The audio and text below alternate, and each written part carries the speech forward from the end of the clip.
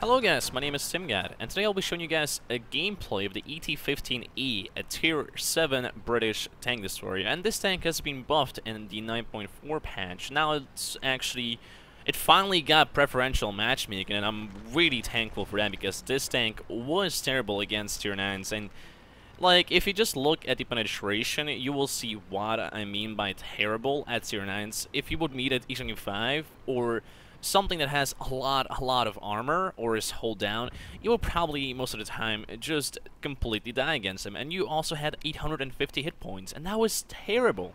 That was completely terrible. But I'm so happy they actually, well, buffed this tank, and I'm actually very happy about the preferential matchmaking, because now this tank does actually perform well and is actually a lot of fun to play with.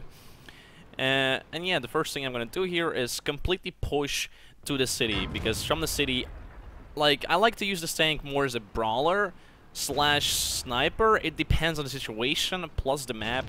On this map, I cannot be a sniper, so I'm gonna be a brawler instead. And I'm gonna go into this position because nobody's controlling this position yet.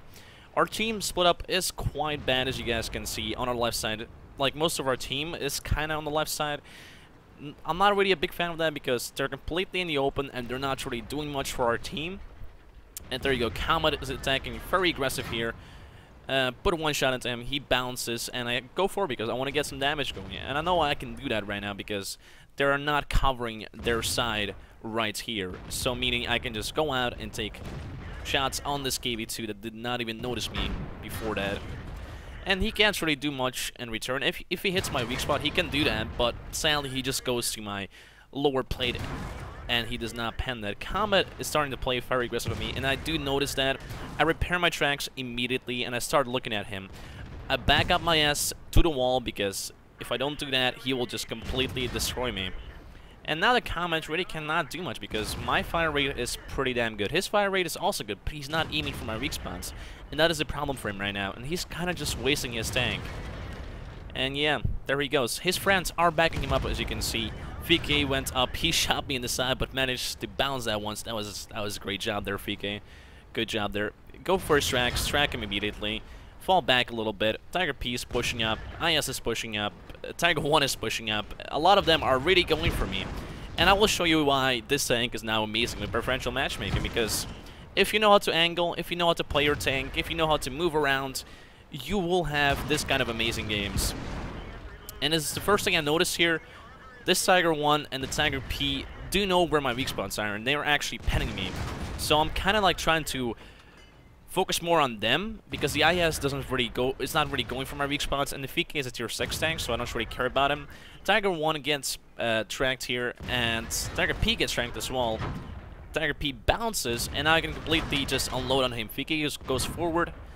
I finished off this Tiger P because he was the main problem in this battle. Tiger 1 repairs his tracks and goes back. I go again for his tracks, and as you can see, I'm kind of pretty much completely covered here. He cannot really go for my weak spots. Well, for my biggest weak spot, that's right up here. He can go for this spot, weak spot, but I am moving also. I'm not standing still with my tank. I'm going forwards and backwards all the time, because I want to stay alive. I want to do as much damage as I can, and the only way I can do that is by moving around and not really showing my weak spots. And it's also harder to hit my weak spots when I'm moving around. The Tiger 1 does manage to pen me there, and I do realize that, so I start moving even more just to get that kill on him. There we go, we do kill him, and now it's only a VK. The VK can still finish me off if he's smart enough, but sadly he does not aim for my weak spot. He just needed to aim here a little bit for my weak spot, and I will be dead right now. But he did not do that, and he paid for it. He paid for it. Now his IS friend is going to do the same thing. I'm going to go completely for him and hopefully destroy him. That's my goal here. He does aim for me, but then again, he does not have a weak spot on me. I just go into sniper mode, aim for his weak spot, and there we go. 5 kills. Doing a pretty good job so far. Cromwell is attacking our... what is that? Yes, and yeah, he's completely getting destroyed there, so that's quite sad. I can't really do much about that. I am way too slow to just go after him, and I don't really know what's around here. We have one guy here, we have one guy there, a Cromwell here, and still an unspotted Sug tree, so we have no idea where that guy is right now. I was like, oh, 250. He has a lot of HP. I can probably go for him and get my top gun here. So let's like try to do that. But that was kind of my mistake here. He does get killed, but I still keep pushing because I thought that the Sug was around this area. But you will see immediately where he is in a second. Yep, he does kill me, and he was around in this area. So that was kind of my mistake. I kind of pushed up a little bit too far without having any support. I had a low amount of HP, so there was no need for me to, like, pretty much push up completely. But then again, I did not expect a tier 5 tank to pen me. But, of course, if he has my side, then penning me is not going to be a problem. Suck gets a nice shot from the Hellcat in the side, and he's pretty much dead now. Cromwell here, look at this T50 Type 58, I mean, and wow, he's doing a great job. He is doing a great job. Cromwell doesn't really realize that the Type 58 doesn't have the gun depression to shoot down on him. At least if he's like right there, then he cannot shoot down on him. But if he's there, of course he will be able to shoot down on him. But if he goes in that position, he can just completely destroy him and survive the fight. But he's sadly not doing it. There we go. Sadly, he did it at the last point, but T29 killed him off instead. And I think chat, Type 59, you aren't supposed to go there, just saying, you know. And yeah, this Hellcat is trying to find the Stug. The Stug gets spotted. He's all the way down there. And yeah, it's pretty much game over. It's clean up now. Hopefully I actually showed you guys how amazing the AT15A is now, at least in my opinion. I do love the amount of HP, because I found the 850 HP really low, because the 87, the tier 7 normal tank, had 1.4k HP. That's pretty much the double of what the AT15A had. So, and the gun wasn't that great either, you know. It didn't really have anything special about it.